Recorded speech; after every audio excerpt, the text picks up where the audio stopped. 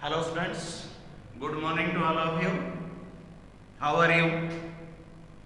Today we discuss the second chapter electric field and field intensity, जिसमें हमने last day दो special case discuss किए थे भाई.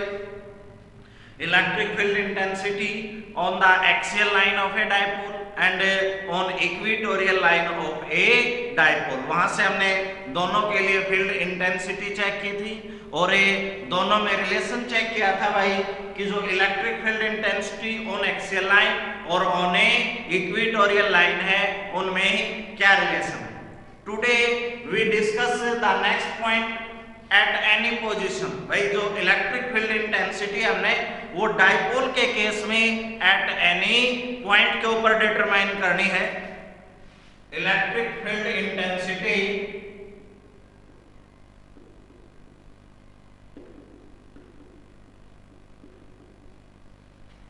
Eight any point on the dipole. एक general case होता है स्टूडेंट ये,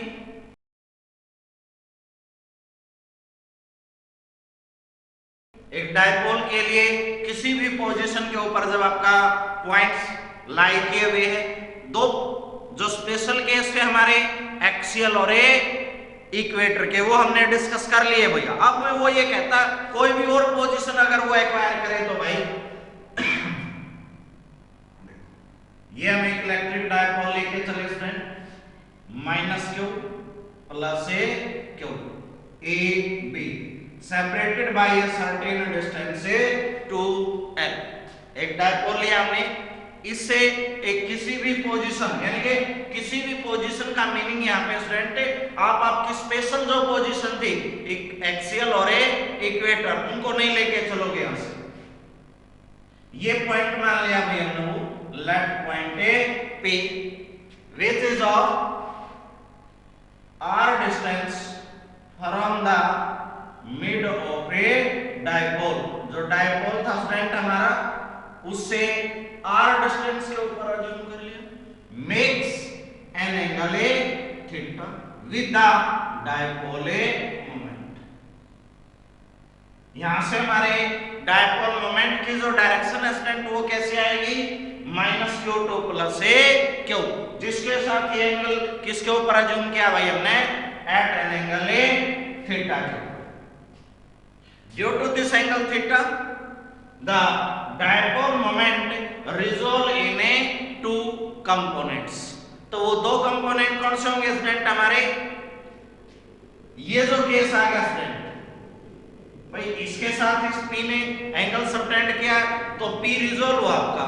तो रिजोल्व वेक्टर रिजोल्यूशन क्या बताता आपको, जिस लाइन के साथ एंगल बनाया है वो cos में, तो ये कंपोनेंट आ गया हमारा P cos थीटा.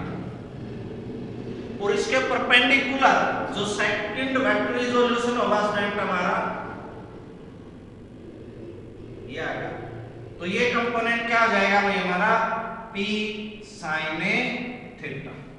तो जो हम पॉइंट P लेके चले थे स्टूडेंट, जो डायपोल मोमेंट के साथ एक एंगल थीटा के ऊपर है, dipole moment resolve in a two component.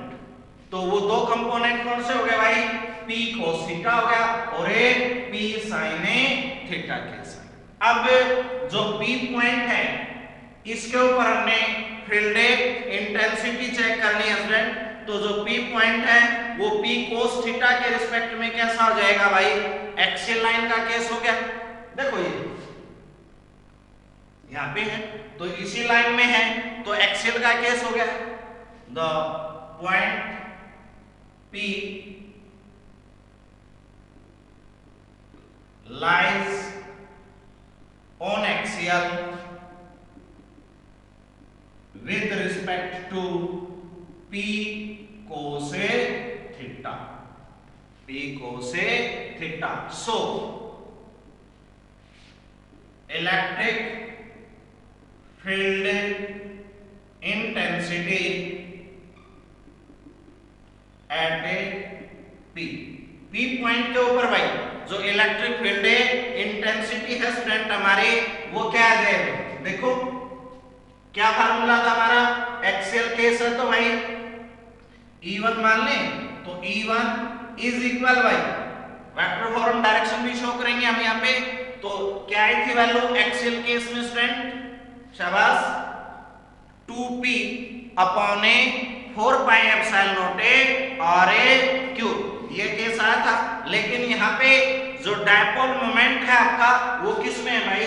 p cos A theta के अंदर है, तो सिंपल p नहीं लेके चलेंगे हम, तो क्या आ जाए 2p cos theta upon 4 pi epsilon naught और ए क्यूब। डायरेक्शन भाई अलोंग, मान लें आप ये लेके लेट पॉइंट ए डी, तो ये डायरेक्शन आ गई भाई हमारे A1 की। आउटवर्ड आएगा स्टूडेंट, एक्सियल केस में हमने पढ़ा था, तो अलोंग ए पी डी। अब भाई इस P sin थीटा कंपोनेंट के लिए भैया the point P lies on equator with respect to P sin a theta. P sin theta के रिस्पेक्ट में भाई ये पॉइंट P की पोजीशन कैसी है भाई? यूं हो गया, ये यूं हो, तो परपेंडिकुलर केस नहीं होगा, इनके इक्वेटोरियल केस हो गया। इक्वेटोरियल केस है तो स्टूडेंट हमारी वैल्यू क्या आई थी? E2 अज्यूम कर लें, E2 इज इक्वल भाई क्या केस आया था हमारा इन case of equator? P upon 4 pi epsilon not a और ए क्यूब। अब हमारा डायपोल मोमेंट है कितना भाई? P sin थीटा है, तो क्या आ जाएगा? P sin A theta upon 4 pi epsilon not a और ए क्यूब। अलोंग डायरेक्शन भाई जो डायपोल मोमेंट की डायरेक्शन थी उसके अपोजिट इन डायरेक्शन आया था भाई। यहाँ पे तो अलोंग सेम डायरेक्शन में आया था भाई, जो डायरेक्शन डायपोल मोमेंट की है वही डायरेक्शन आपके फील्ड इंटेंसिटी की थी। लेकिन इन केस ऑफ इक्वेटोरियल क्या आई थी लास्ट में हमारी वैल्यू? जो direction of electric field intensity है is opposite to the direction of dipole moment. तो डायपोल मोमेंट के लिए ये डायरेक्शन है, तो इसके अपोजिट भाई ये लेट ए आर पॉइंट, तो इस डायरेक्शन में क्या आ जाएगा भाई हमारा? A2 along A P R. अब देखो भाई जो हमारे E1 और E2 है वो कैसे आगे भैया? परपेंडिकुलर टू ईच अदर, एक रेक्टेंगुलर कंपोनेंट प्रोवाइड करते हैं जो हमारे E1 एंड E2 हैं। So here E1 and E2 are perpendicular to each other, एक दूसरे के कैसे स्टूडेंट है? E1 ये आ गया, E2 यहाँ पे आ गया, तो परपेंडिकुलर टू ईच अदर। तो जो इलेक्ट्रिक फील्ड इंटेंसिटी है at P is given as, so electric field intensity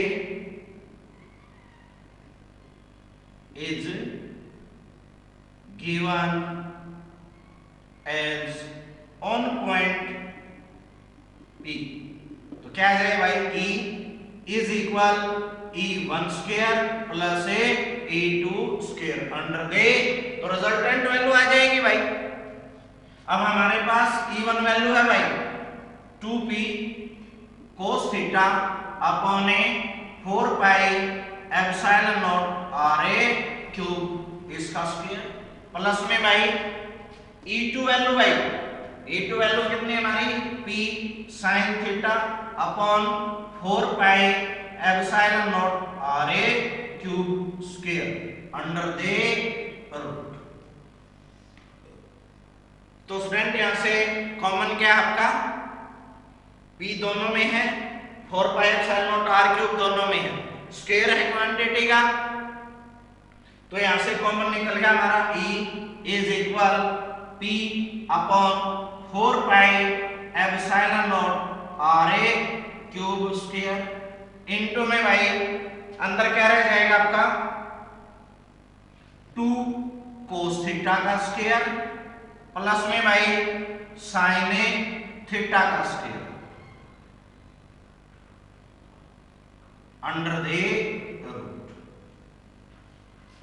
तो ये तो एक सिंगल क्वांटिटी होगी स्टूडेंट, बाहर आ जाएगी हमारी, तो E इज इक्वल क्या आ जाए भाई, E इज इक्वल ये चीज बाहर आ जाएगी आपकी, तो P upon 4 pi epsilon naught R cube, अंदर क्या रह जाएगा भाई अंडर द रूट, क्या रहेगा स्टूडेंट 2 cos थीटा है, तो 2 cos थीटा क्या आ जाएगा 4 cos स्क्वायर थीटा प्लस में भाई sin square theta. So E is equal P upon 4 pi epsilon naught R cube under the root, हम इसको क्या लिख सकते हैं भाई 3 cos square theta plus cos square theta plus sin square theta. देखो इसको हमने फैक्टर में तोड़ लिया, 3 cos square plus 1 cos square कितना हो जाएगा फ्रेंड 4। अब यहाँ पे हमें ये फार्मूला मिल गया, फर्स्ट आइडेंटिटी हो जाएगी, तो E इज इक्वल क्या आ जाए हमारा P upon 4 pi epsilon naught R cube under the root 3 cos square theta plus 1। तो यहां से जो रिजल्टेंट इंटेंसिटी आई है स्टूडेंट हमारी इसे E1 और E2 के लिए वो ये आ जाएगा,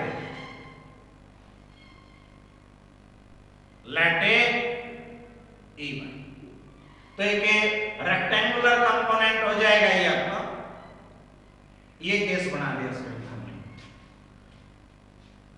तो जो E वैल्यू है हमारी ये किसके इक्वल आ गई P upon 4 pi epsilon R cube 3 cos square theta plus A और लेट पॉइंट A C भाई किसके अलोंग लाई करेगी भाई अलोंग ए P C में आ जाएगी।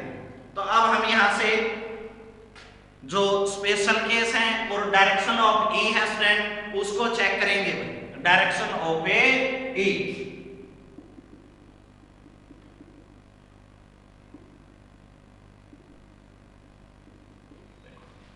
मान लिया हमने जो E है वो इस PD के साथ एक एंगल है अल्फा पे बने, late E makes an angle alpha with PD। देखो इसके साथ स्टूडेंट जो ये PD कंपोनेंट है इसके साथ इसने कितना एंगल सबटेंड कर दिया भैया theta angle alpha angle subtend करा के, तो in triangle DPC in triangle PDC, तो PDC में क्या आ जाए भाई tan अल्फा इज इक्वल तो क्या आ जाएगा स्टूडेंट हमारा CD by PD, CD by PD। अब CD के अलावा भाई देखो ये है और ये सेम स्टूडेंट, तो क्या आ जाएगा E2 बाई PD, PD के अलावा क्या स्टूडेंट हमारा E1, तो क्या आ जाएगा E2 बाई A1। और आपके पास E2 और E1 की वैल्यू है भाई, दोनों वैल्यू पुट करो यहाँ पे, E2 कितना हमारा student P sin theta upon 4 pi epsilon not RA cube upon E1 को रखेंगे तो इन्वर्ट हो जाएगी वो वैल्यू इनटू में 4 pi epsilon naught R cube upon भाई 2P cos A थीटा।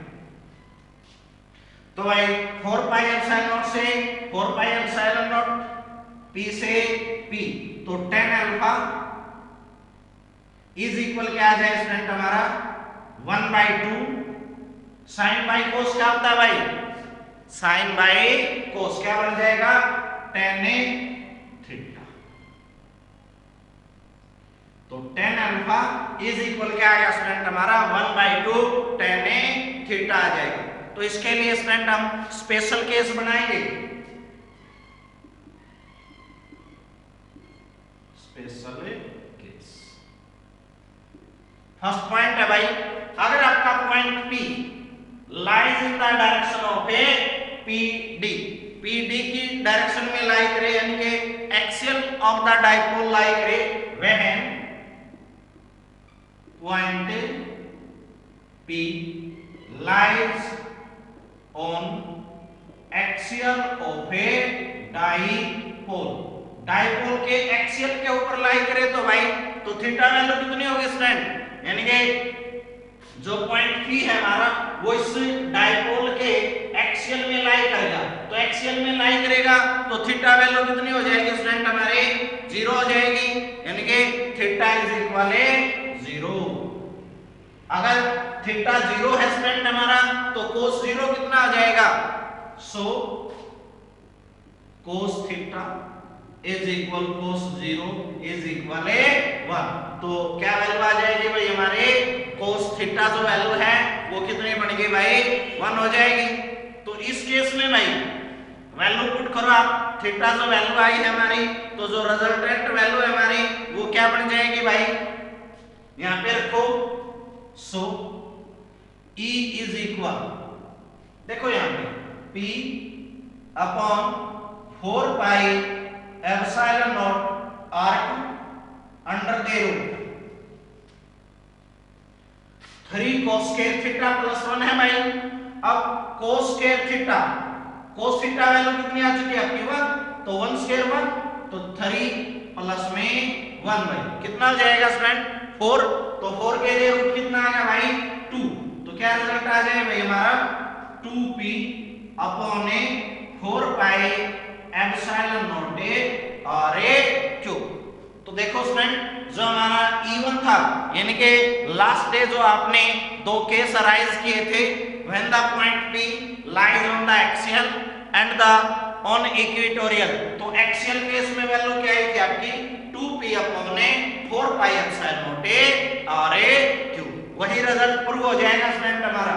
अगर हम ले भाई एंगल केस चेक करें तो भाई यहां से तो tan alpha, so tan alpha is equal भाई क्या आ जाए भाई tan अल्फा रखो यहां पे 1/2 tan थीटा, थीटा वैल्यू कितनी है स्टूडेंट हमारे 0, तो tan 0 क्या आ जाएगा भाई आपका 0 और अल्फा इज इक्वल 0। अल्फा 0 होने का मीनिंग क्या हो गया भाई कि ये जो एंगल है ये 0 हो गया, तो इसका मतलब ये जो पॉइंट था ये यहां पे लाई कर गया, और ये कौन सी लाइन हो जाएगी इसके लिए ऑन द एक्सियल। तो एक्सियल केस में अल्फा वैल्यू कितनी होती है भैया 0 होती है, यानी कि जो इलेक्ट्रिक फील्ड इंटेंसिटी है और इलेक्ट्रिक डायपोल मोमेंट है स्टूडेंट हमारा वो कैसा होता है सेम इन ए डायरेक्शन होता है। तो यहां से हमारे जो स्पेशल केस है डायरेक्शन ऑफ E के थ्रू जो रिजल्टेंट वैल्यू हमने निकाली है उससे आपका जो केस था भाई इक्वेटोरियल एक्सियल लाइन में वैल्यू कितनी होगी वो चीज भी प्रूव हो जाती है। सेकंड केस क्या बनाए भाई हम इसका, अगर ये मान लें कि आपका पॉइंट P इक्वेटोरियल लाइन के ऊपर लाई करे हुए, तो सेकंड केस बनाओगे आप when point P lies on the equator of a dipole,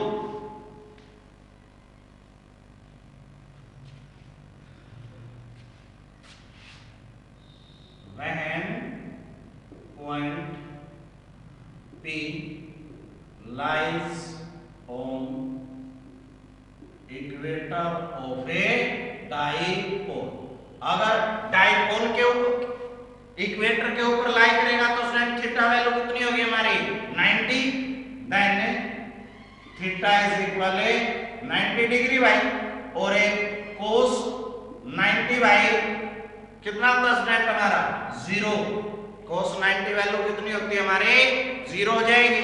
अब cos 90 0 है तो आपकी ये वैल्यू ये कितनी बनेगी स्टूडेंट, देखो यहाँ पे कोस स्क्वायर थीटा है, कोस 90 हमारा 0 हो गया, तो ये फैक्टर 0, तो 1 बच गया भैया। तो 1 के लिए अंडर द रूट वैल्यू क्या आ जाएगी आपकी 1। सो E इज इक्वल क्या आ जाए P upon 4 pi epsilon naught R cube under the root 0 plus a 1, that is E is equal P upon a 4 pi epsilon naught a R a cube.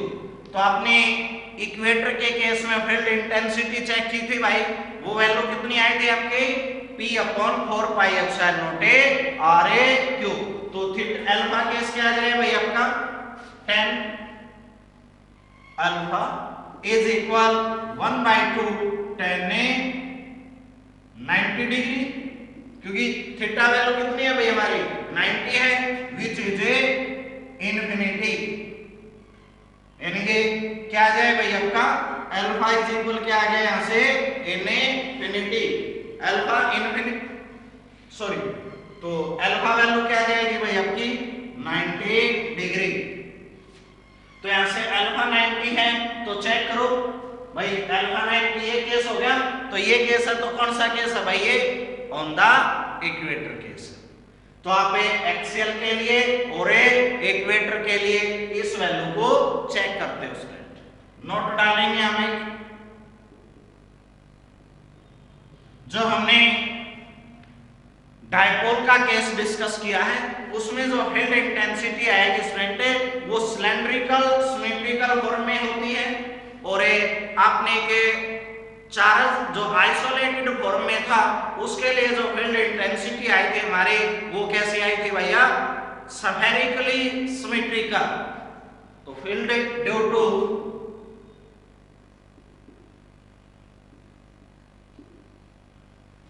a dipole is cylindrical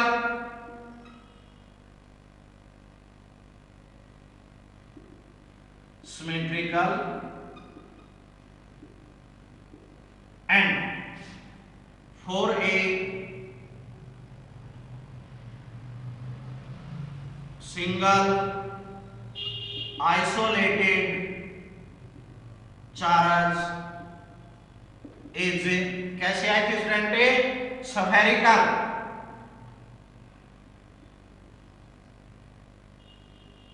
symmetrical. तो ये note हो जाएगा। तो ये था भाई हमारा field intensity at any point due to a dipole, एक डाइपोल के कारण किसी भी पॉइंट के ऊपर वैल्यू आ जाएगी स्टूडेंट हमारी। नेक्स्ट आता है भैया अगर हम एक इलेक्ट्रिक डायपोल को यूनिफॉर्म इलेक्ट्रिक फील्ड के अंदर पुट करें तो उसके ऊपर क्या इफेक्ट आएगा। Electric dipole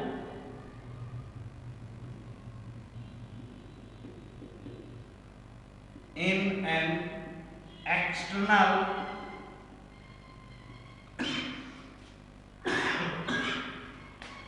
uniform electric field, एक एक्सटर्नल यूनिफॉर्म इलेक्ट्रिक फील्ड के अंदर जब हम एक इलेक्ट्रिक डायपोल को लेके आएंगे स्टूडेंट तो क्या फिनोमेना ऑकर होगा। सपोज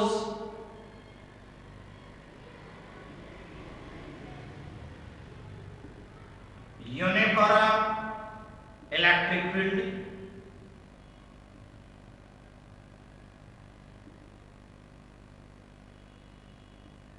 ऑफ स्ट्रेंथ E, ये इसके लिए मान ली भैया field intensity case.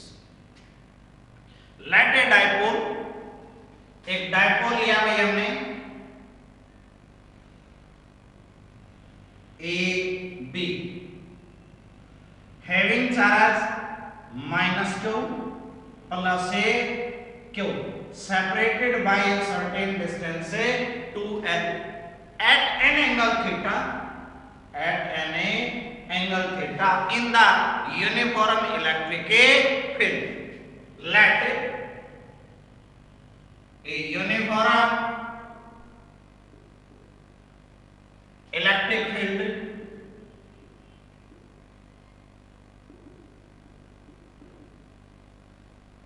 E in which an electric dipole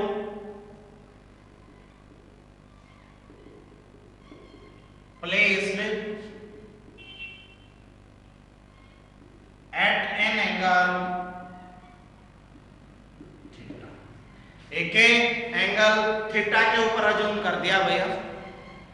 तो जब एक electric dipole having charge -q and a +q placed in the electric field experience a force, तो दोनों जो पॉइंट चार्ज है भाई हमारे इसके वो फोर्स एक्सपीरियंस करेंगे, जिसमें जो डायरेक्शन है f क्या आ जाए भाई, F1 मान लो इसको प्लस QE याद, और ये नेगेटिव के ऊपर भाई ये हो जाएगी F इज इक्वल -QE।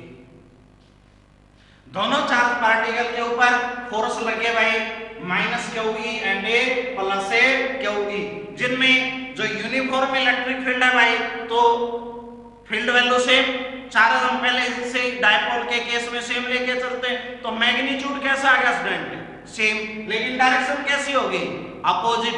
तो नेट फोर्स क्या लगे इस डायपोल के ऊपर, the charge -q and a +q experience force in the field. So force on a +q के ऊपर फोर्स F1 मान लिया भाई, तो F1 कितना है स्टूडेंट हमारा, QE along E, जो E की डायरेक्शन है स्टूडेंट उसके अलॉन्ग आ गया। सो फोर्स ऑन -q भाई, -q के ऊपर कितना आ जाए भाई, F2 मान ले तो -QE, तो इसकी डायरेक्शन भाई अपोजिट E के अपोजिट होगी, तो नेट फोर्स वैल्यू क्या आ जाएगा, hence net force on A dipole, dipole के ऊपर नेट फोर्स भाई F is equal F1 minus में Fa2, तो नेट वैल्यू आ जाएगी हमारी, तो नेट वैल्यू क्या आ जाएगी स्टूडेंट हमारी, +QE माइनस में QE is equal 0, magnitude case में लेके चलेंगे स्टूडेंट हम यहां से, तो नेट वैल्यू कितनी आ गई भाई 0। जब नेट फोर्स 0 है तो डायपोल एक कपल ऑफ फोर्स एक्सपीरियंस करेगा, एक कपल एक्सपीरियंस करता है, due to 0 force dipole experience a couple due to which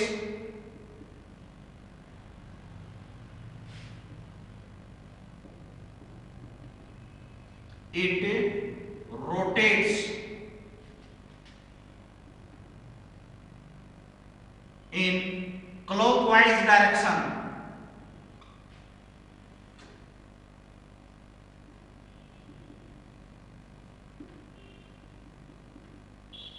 and experience a torque। भाई ये यूं रोटेट होना स्टार्ट हो जाएगा, क्योंकि जो टोटल अमाउंट था फोर्स का वो कितना हो चुका भाई 0 हो गया, तो एक कपल ऑफ फोर्स काम कर गया, क्योंकि यहाँ पे फोर्स तो 0 हो गया, फील्ड 0 नहीं हो सकता भाई, जब फील्ड 0 नहीं हो सकता तो उसके ऊपर एक कपल काम करेगा। कपल का मीनिंग समझते हो स्टूडेंट क्या होता है, ए पेयर ऑफ फोर्स, जिसके कारण आपका डायपोल कंटिन्यूअसली इस इलेक्ट्रिक फील्ड के अंदर क्लॉकवाइज डायरेक्शन में यू रोटेट करना स्टार्ट करेगा। जब वो रोटेट करेगा तो क्या एक्सपीरियंस करता है भैया, टॉर्क, तो वो टॉर्क वैल्यू हमने यहां से डिटरमाइन करनी है, तो टॉर्क क्या होगा स्टूडेंट आपका, सो tau is equal magnitude of force into में परपेंडिकुलर डिस्टेंस। अब हम यहां से स्टूडेंट परपेंडिकुलर डिस्टेंस निकालेंगे तो टाउ वैल्यू क्या आ गई भाई हमारे यहां से मैग्नीट्यूड ऑफ फोर्स तो क्यू ई हो जाएगा इनटू में भाई परपेंडिकुलर डिस्टेंस निकालो। इस बी पॉइंट से एक परपेंडिकुलर डाल लिया भैया, ये ले तो एक ट्रायंगल क्रिएट होगी ना, तो ये एंगल थीटा तो ये भी कितना होगा भाई हमारा थीटा हो जाएगा। तो इन राइट एंगल ट्रायंगल क्या नाम है स्टूडेंट हमारा लेट पॉइंट सी, तो सी ए बी में तो क्या आ जाए भाई सी ए बी में हमें चाहिए क्या स्टूडेंट, हमने तो इसके लिए परपेंडिकुलर डिस्टेंस चाहिए यानी कि ये वैल्यू चाहिए भैया BC बाई AB।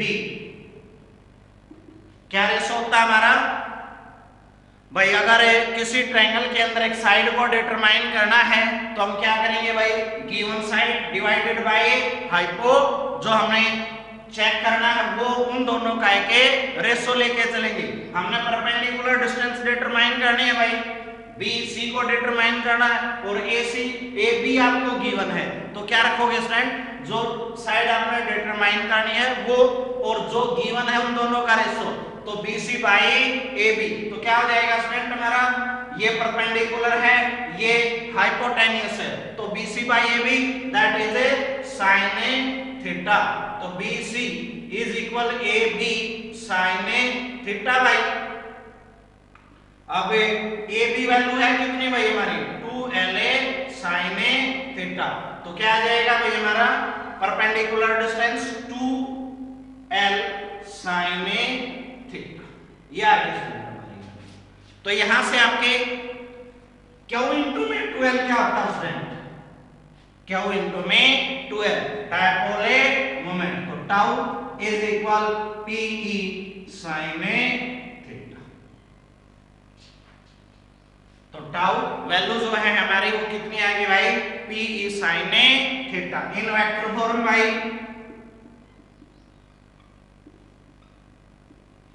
तो वेक्टर फॉर्म में क्या आ जाए भाई टाउ इज इक्वल, अब sin theta student sin theta को रिमूव करोगे तो क्या आएगा भाई आपका वेक्टर केस में क्रॉस प्रोडक्ट, तो क्या आ जाए vector P cross vector E,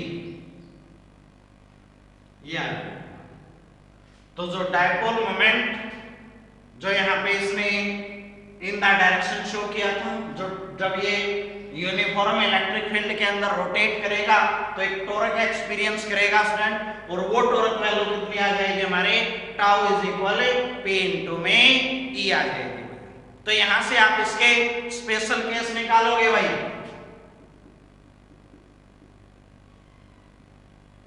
first अगर हम डायपोल को इन the direction of a field लेके चले when dipole lies in the direction of field, अगर डायरेक्शन ऑफ फील्ड में लाई करेगा यानी कि ये जो डायपोल है यूं आ गया इसके अलोंग आ गया इसके अलोंग आएगा तो थीटा वैल्यू कितनी होगी भाई हमारी 0, that is theta is equal 0। अगर थीटा 0 है आपका सो टाउ डायपोल मोमेंट यहां पे रखो भाई PE sin 0, sin 0 कितना होता है स्टूडेंट हमारा 0, तो टाउ वैल्यू कितनी आ जाएगी 0। मींस अगर आपका dipole in the direction of field lie किए हुए है then it does not experience any torque. Second case भाई, अगर हमें डायपोल को परपेंडिकुलर टू द फील्ड लेके चले when dipole lies perpendicular to the direction of field की डायरेक्शन परपेंडिकुलर लाइन करे तो भाई that is theta is equal 90 degree भाई। अगर 90 में है तो सो टाउ इज इक्वल क्या आ जाए भाई, टाउ वैल्यू चेक करो स्टूडेंट हमारी, पीई साइन ए थीटा की जगह पे क्या पुट करें भाई 90, और ए साइन 90 कितना होता है स्टूडेंट हमारा 1, तो टाउ वैल्यू क्या आ जाएगी पीई, यानी कि यहां पे कितना आएगा ये 0, इसमें क्या आ गया भाई आपका मैक्सिमम। अगर हमें 180 ले लें, यानी कि डायपोल मोमेंट जो है हमारा opposite to the direction of field लेके चलें, थर्ड केस आपका when dipole lies opposite to the direction of field, field के डायरेक्शन के अपोजिट लाइन करे तो भाई that is theta is equal 180 degree. तो भाई 180 डिग्री केस में क्या हो जाएगा आपका साइन 180 कितना होता है भाई हमारा 0, तो tau value tau is equal to P E sine 180 that is a 0, यानी कि अगर वो सेम डायरेक्शन में है या अपोजिट में है तो दोनों ही केस में वैल्यू कितनी है स्टूडेंट हमारे 0 है। तो लाइव कहां पे करेगा भैया एट ए 90 डिग्री के ऊपर मैक्सिमम है, तो जो टोरक एक्सपीरियंस किया जाएगा वो किस एंगल के ऊपर एक्सपीरियंस किया जाएगा भाई when lies it between 0 and 90, जब वो 0 और 90 के बीच में लाई किए हुए है तब वो मैक्सिमम वैल्यू होती जाएगी, यानी कि 0 से 9, अगर ये है यूं है 0 से 90 पहुंच गया तो वैल्यू कितनी आएगी हमारे मैक्सिमम, 90 से 180 में जाएगी तो फिर डिक्रीज होती चली जाएगी, तो 0 टू मैक्सिमम, मैक्सिमम टू 0, तो किस एंगल के ऊपर 0 से 90, 90 से 180 केस में हमारा जो डायपोल है अगर वो अलाइन करता है तब हमारा electric dipole moment torque experience, electric जो डायपोल है वो एक टॉरक एक्सपीरियंस से कर पाएगा। तो यहां से स्टूडेंट ऑप्शन टाइप में क्वेश्चन आते हैं आपके भाई एक इलेक्ट्रिक डायपोल को यूनिफॉर्म इलेक्ट्रिक फील्ड में अगर 0 डिग्री के ऊपर पुट किया जाता है, 180 के ऊपर या 90 के ऊपर या 45 डिग्री के ऊपर, 30 के ऊपर, तो कितना टॉरक एक्सपीरियंस करे। देखो स्टूडेंट अगर हमने 0 पे लिया है तो वैल्यू कितनी आई है भाई 0, 90 के ऊपर लेंगे तो पीई कैसा आ जाएगा भाई मैक्सिमम, 180 के ऊपर लेते हैं तो भाई कैसा है 0, तो इन तीन केस में 0, तो 0 और 90 के बीच में वो वैल्यू चेंज करती जाएगी, शो करता जाएगा। तो this is the electric dipole in an external uniform electric field. तो यहां से आप इसके लिए डायरेक्शन भी बता सकते हो स्टूडेंट, इसके यूनिट भी बताओगे, तो यहां से स्टूडेंट बताओ मुझे यूनिट क्या आएगी। जैसे ये केस है हमारा तो टॉर्क के लिए यूनिट क्या आएगी भाई, फार्मूला क्या था मैग्नीट्यूड ऑफ फोर्स इनटू में परपेंडिकुलर डिस्टेंस। तो बताओ स्टूडेंट 1 से SI यूनिट इज, यहां से फोर्स के लिए न्यूटन होगी, टॉर्क डिस्टेंस के लिए मीटर, तो क्या जाएगी स्टूडेंट न्यूटन मीटर। आप इस केस से टॉर्क को भी एक्सप्लेन कर सकते हो, डायपोल मोमेंट को भी एक्सप्लेन कर सकते हो भाई। अगर हम बात करें डायपोल मोमेंट की तो P इसमें से देखो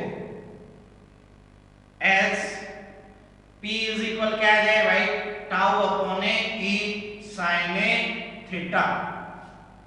P वैल्यू किसके इक्वल आ गई भाई हमारे टाउ अपॉन ए साइन थीटा। अगर हम एक यूनिफॉर्म इलेक्ट्रिक फील्ड लेके चलते हैं ए पे, E is equal to 1, theta is equal to 90 degree, तो सो P इज इक्वल क्या आ जाएगा भाई टाउ। तो यहां से आप टॉर्क को किसके इक्वल लेके चलोगे भाई डायपोल मोमेंट के इक्वल आता है। तो ये हमें हमारा electric dipole in an uniform electric field.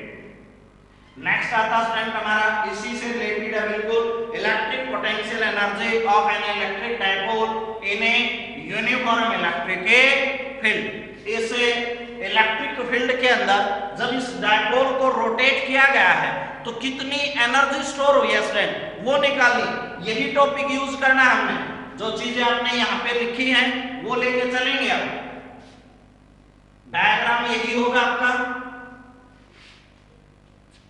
Electric potential energy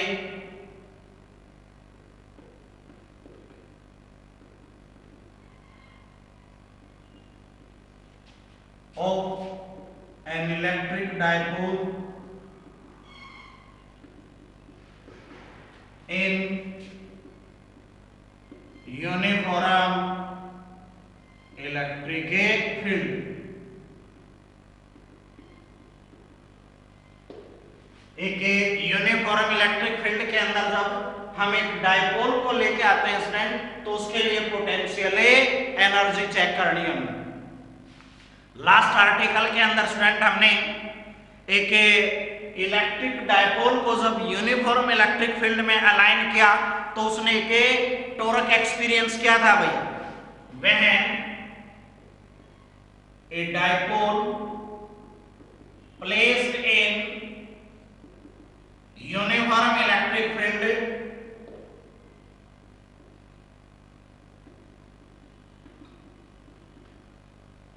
it experienced a torque, that is tau is equal क्या था स्टूडेंट हमारा, PE sin a थीटा। ये वैल्यू आई थी भाई हमारी। अगर हम इस डाइपोल को देखो, ये जब इस एंगल थीटा के ऊपर है तब केस है भैया, अगर थोड़ा सा और रोटेट करा दें, मान लें हम डाइपोल को एक स्मॉल एंगल डी थीटा के ऊपर रोटेट कराते हैं फॉर ए स्मॉल टाइम में dt, then some work is done. अगर हमें इस डाइपोल को यूं रोटेट करना है स्टूडेंट तो हमें कुछ काम करना पड़ेगा ना भाई। कोई भी चीज हमें उठानी है, मूव कराना है, तो हम फोर्स लगाते हैं, डिस्प्लेसमेंट उसे के अंदर कवर कराते हैं, तो सम वर्क इज डन। तो हमने वो वर्क डन डिटरमाइन करना स्टूडेंट यहां से। When let the dipole rotates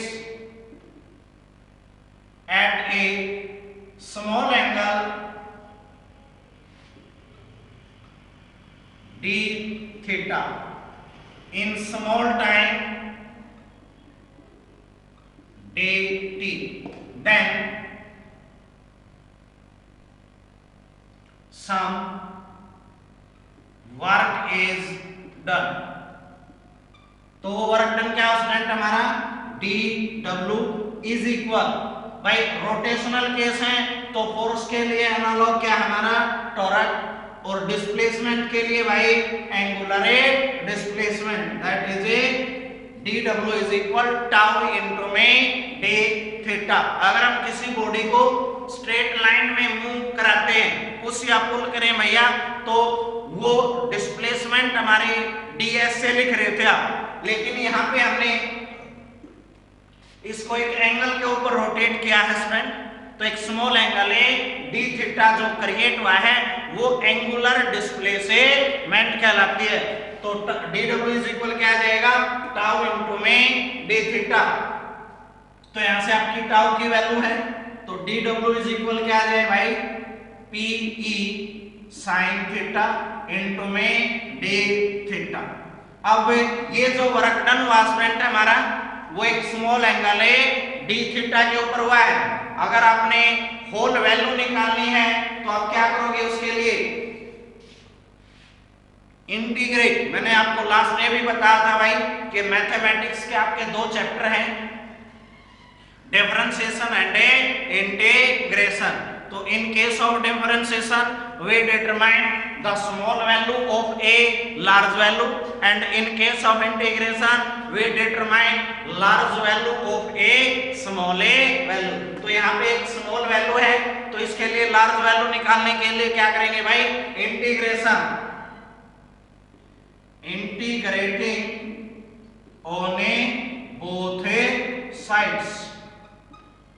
क्या आ जाए भाई, डी डब्ल्यू के लिए integration W is equal P E sine theta D theta के लिए integration with limit theta 1 to theta 2 में भाई। तो डब्ल्यू इज इक्वल, अब देखो भाई हमारा जो पीई तो यूनिफॉर्म केस का है, सेम रह जाएगा। तो पीई बार आ जाए, अंदर क्या रहेगा भाई हमारा साइन थीटा। तो साइन थीटा डी थीटा के लिए इंटीग्रेशन क्या होगा स्टूडेंट हमारा, साइन के लिए जो डिफरेंशिएशन है वो प्लस का कोस होता है और इंटीग्रेशन क्या होता है स्टूडेंट, माइनस कोस थीटा। तो minus cos theta with limit by theta 1 to theta 2। जो लिमिट है हमारे वो थीटा 1 से थीटा 2 में। So W is equal bye minus sine bar लिया हमने पीई, लिमिट पुट करेंगे स्टूडेंट हम कोस थीटा 2। लिमिट कैसे पुट करते हैं भाई, अपर लिमिट माइनस में लोअर लिमिट। तो cos theta 2 minus cos theta 1। अब ये जो वर्क डन हुआ स्टूडेंट हमारा ये किस फॉर्म में होता है भाई आपका, in form of potential energy. यहां से भाई हम एंगल लेके चलेंगे। अगर हमें थीटा 1 को 0 लें, ए थीटा 1 और एक थीटा 2 जो केस लिए हमने किस एंगल के ऊपर वैल्यू लाई कराई है स्टूडेंट, हमारे थीटा 1 के ऊपर हमारा मैक्सिमम वैल्यू आई थी। टॉरक एक्सपीरियंस कब हुआ स्टूडेंट हमारा, जब अगर हम डायपोल को फील्ड के अंदर अलाइन किए हुए हैं तो डायपोल मोमेंट टॉरक एक्सपीरियंस करेगा। तो वो कंडीशन कौन सी थी भाई, जब थीटा वैल्यू 90 थी, यानी कि फर्स्ट एंगल कितना होना चाहिए आपका 90, और फर्स्ट थीटा 1 मान के चले हैं तो थीटा 1 कितना ले लिया भाई हमने 90, और कहां तक लेके चले भाई थीटा 2 तक, और थीटा 2 को क्या मान लिया हमें थीटा लेके चले भाई। तो यहां से आपका W इज इक्वल क्या आ जाए माइनस पीई, थीटा 1 90 लिया स्टूडेंट और कोस 90 कितना होता है हमारा 0, तो ये फैक्टर 0 हो गया। तो क्या आ जाए कोस थीटा। तो W इज इक्वल क्या आ जाएगा हमारा माइनस पीई कोस थीटा। और ये जो वर्क डन है हमारा, this work done is stored in form of electric potential energy। किस फॉर्म में आ जाएगा student, electrical potential energy, that is W is equal U is equal minus P E cos theta. और इन वेक्टर फॉर्म में, in vector form U is equal minus cos theta भैया, cos के लिए क्या आती है आपकी डॉटे प्रोडक्ट, तो माइनस पी डॉटे ई। तो जो हमारे इलेक्ट्रिकल पोटेंशियल एनर्जी डायपोल के अंदर स्टोर हुई है स्टूडेंट, वो किसके इक्वल आएगी, U is equal minus P dot E. हमें U के ऊपर साइन क्यों नहीं लेते स्टूडेंट वेक्टर का, क्योंकि जो एनर्जी है वो आपकी एक स्केलर क्वांटिटी है। So U is equal minus P dot E आ जाएगा भाई। यहां से आप इसके स्पेशल केस बनाओगे when theta is equal to 0,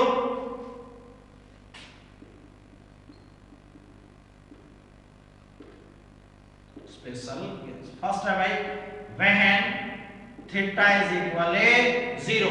theta 0 होने का मीनिंग क्या है भाई, कि जो आपका डायपोल है वो कैसा चल रहा है, along the direction of a field, that is the dipole parallel to the field. Field के पैरेलल हो जाएगा भैया।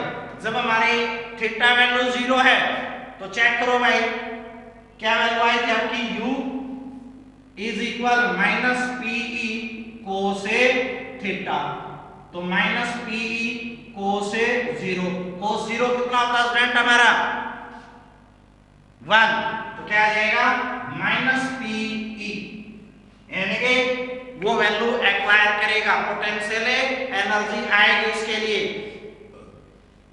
सेकंड केस भाई, when theta is equal 90 degree, 90 degree में क्या हो जाएगा, जो डायपोल है perpendicular to the field, that is the dipole lies perpendicular to the field,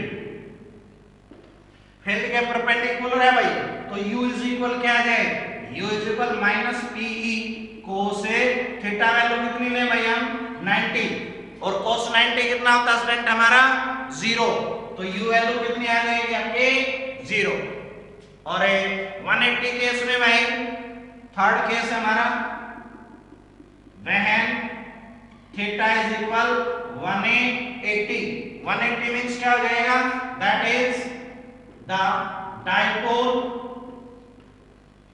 lies opposite to the